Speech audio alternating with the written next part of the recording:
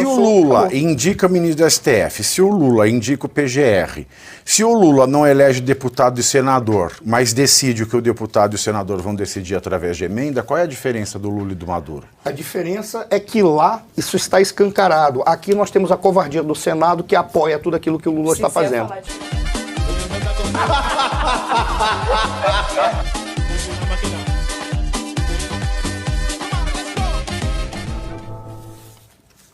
Aqui nós temos essa democracia recheadinha de presos políticos, de perseguidos políticos, e ao lado nós temos uma outra democracia pungente e que, segundo o próprio Lula, a história vai ter que pedir perdão de joelhos e de bunda reganhada para o Nicolás Maduro. Ele falou isso aí, o Lula só não falou a bunda reganhada.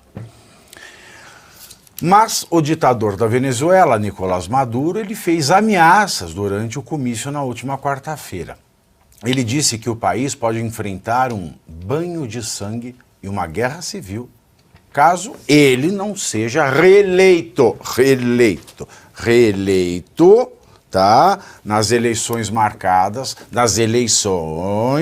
marcadas para o próximo 28 de julho. Vamos ouvi-lo. El 28 de julio, si no quieren que Venezuela caiga en un baño de sangre, en una guerra civil fratricida, producto de los fascistas, garanticemos el más grande éxito, la más grande victoria de la historia electoral de nuestro pueblo. Não tem aplauso? Cortaram aplausos? Nossa, eu queria ver tantos aplausos. Vocês já viram aquele seriado da Amazon Prime, Jack Ryan, segunda temporada? Né, parece, né? A segunda temporada de Jack Ryan. Sobre isso, é claro, o governo Lula silenciou. Ó, boquinha de Siri. Acharam que ia falar outra coisa, né? Segundo o jornal O Estado de São Paulo, interlocutores do Itamaraty disseram que mantém os olhos atentos, mas argumentam que não cabe comentário público sobre o processo eleitoral de outro país. Lembrando que o Tribunal Superior Eleitoral avisou que vai mandar 2 observadores para as eleições da Venezuela. Grande bosta, né, Gisele?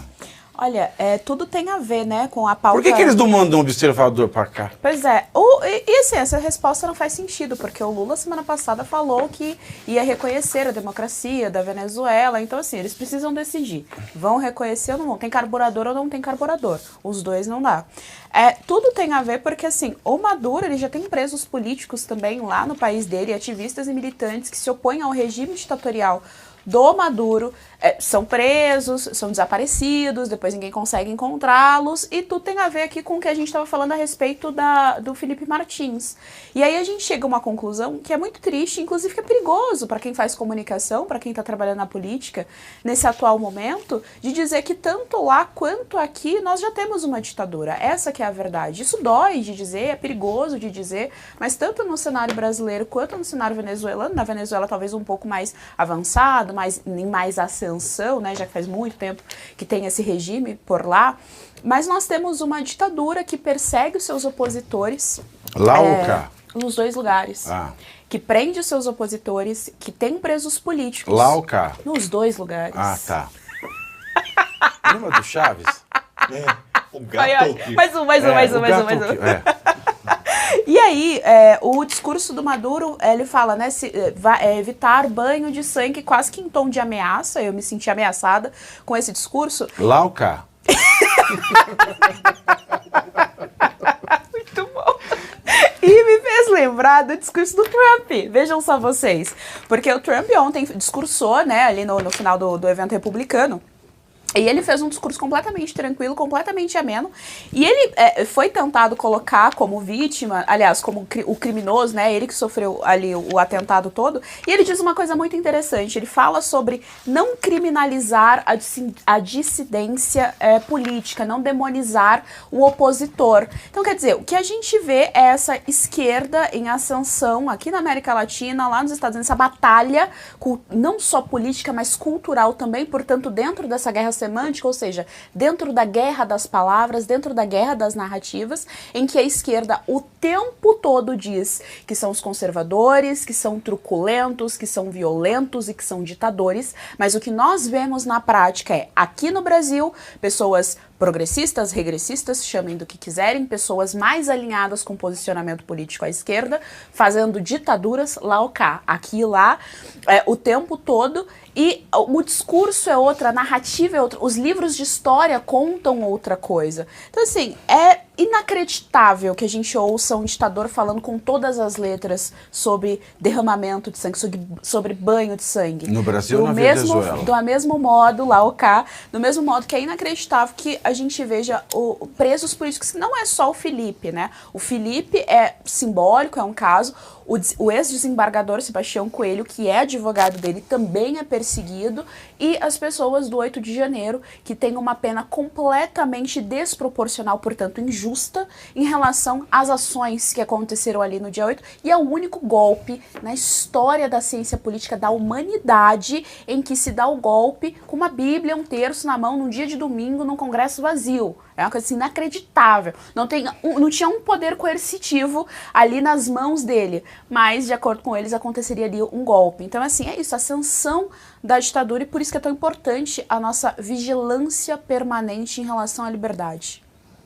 Na verdade, a população brasileira, né, não ficou dias e dias resistindo aí nas ruas depois das eleições, questionando, inclusive, o resultado das eleições. E a única forma que tiveram para acabar com isso, para o povo voltar para casa, foi o fatídico 8 de janeiro e as consequências desse dia, né, que foram esses presos políticos que nós temos hoje, com o objetivo de deixar a população brasileira com medo, né? E é muito bom a gente ver que nós, mesmo com tudo isso, né, a população voltou às ruas, né? Voltou à Avenida Paulista, voltou. Então, assim, eu acho que há uma resistência. E quando a gente compara o lá com o cá, né, da Venezuela, nós estamos em outro período, sabe, da história da humanidade. Quando todo esse processo começa na Venezuela, não tinha redes sociais, não tinha outras formas de comunicação. Por isso, voltamos, né, à importância desse cuidado com as redes sociais, porque o governo quer calar, porque é dessa forma que a gente vai conseguir resistir. Eu tenho esperança que a gente vai conseguir resistir a esse processo e não nos tornarmos um lá, né? A gente está no caminho, mas a gente ainda não tem todas as partes, né, desse processo de se formar uma ditadura. Já temos presos políticos, já temos censura, já temos várias coisas, mas temos as redes sociais, temos o povo brasileiro que está atento, temos comunicadores como os que estão nessa mesa, que estão se arriscando para falar o que estão falando aqui, né? Então, eu acredito no Brasil, eu acredito que ele vai resistir e que nós também vamos resistir. Olha, eu vou dizer uma coisa. 8 de janeiro. Não sei se são culpados ou inocentes, também não me importa.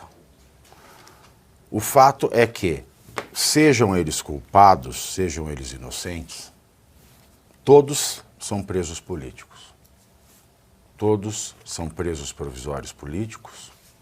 Todos são livres cautelarmente políticos ou serão presos políticos. Por quê? Porque não existe devido processo legal.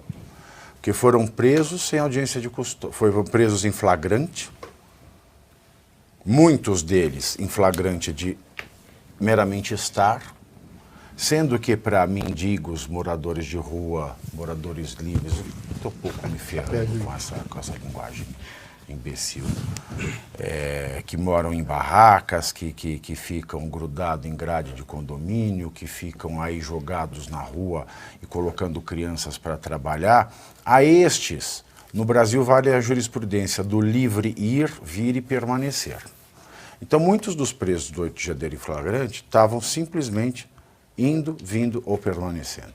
Poucos são aqueles com a ação individualizada em conduta supostamente criminal. Mas mesmo estes, com conduta supostamente criminal, são presos políticos. Por quê? Porque foram levados em flagrante. Não houve audiência de custódia. Houve uma falsa audiência de custódia. Falsa porque ela não aconteceu dentro das 24 horas e, além de não ter acontecido dentro das 24 horas, nessa oportunidade, não houve a decisão de continuidade da prisão através da medida preventiva ou a aplicação de outra cautelar ou o relaxamento. Fez-se essa audiência de custódia fora, depois das 24 horas, não se decidiu nada, mandou-se um relatório para o Deus Dutch, ditador desse país, Alexandre de Moraes, decidir caso a caso, que não decidiu, falou, não, tudo preso. Algum ou outro, não, cautelar. Então todos são presos políticos. E o detalhe, até hoje, já faz tempo, 8 de janeiro, já faz mais de um ano, vai fazer 1 ano e meio, não tem ninguém com foro especial por prerrogativa de função denunciado nesse 8 de janeiro. Portanto, são todos presos políticos também porque não é o juiz natural, não é o juiz competente que está prendendo essa gente que não tem foro especial. Então não tem democracia no Brasil, não tem democracia na Venezuela, a gente sabe muito bem disso. Aqui no Brasil ainda a gente tem um pururido, é um oxiuro de democracia. O cu coça um pouquinho, né, em democracia no Brasil. Agora, o que me espanta é o seguinte, por que é que o Maduro está tão preocupado a ponto de ameaçar o povo? A eleição de lá já não é viciada? Por que ele está preocupado? Pois é, ele vê que tem o risco de que perca, A né? urna Mesmo não é com tudo que eletrônica fez. lá?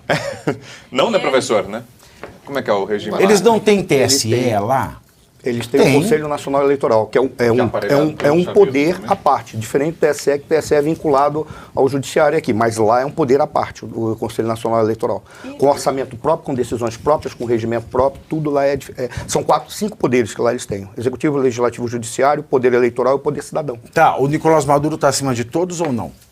Está acima de todos por causa da configuração do sistema político, porque ele indica os membros que vão compor cada um desses poderes, exceto o legislativo, e tem que ser votado por maioria qualificada no legislativo. Ora, como o legislativo foi tomado pelo partido Maduro, que é o PSUV, Então, e quando peraí, o partido se avançou, o Lula acabou. indica o ministro do STF, se o Lula indica o PGR, se o Lula não elege deputado e senador, mas decide o que o deputado e o senador vão decidir através de emenda, qual é a diferença do Lula e do Maduro? A diferença é que lá isso está escancarado. Aqui nós temos a covardia do Senado que apoia tudo aquilo que o Lula está Se você ia fazendo. falar a diferença é que um está no Brasil e o outro está na Venezuela. Tem a Janja também de diferente aí, Mas né?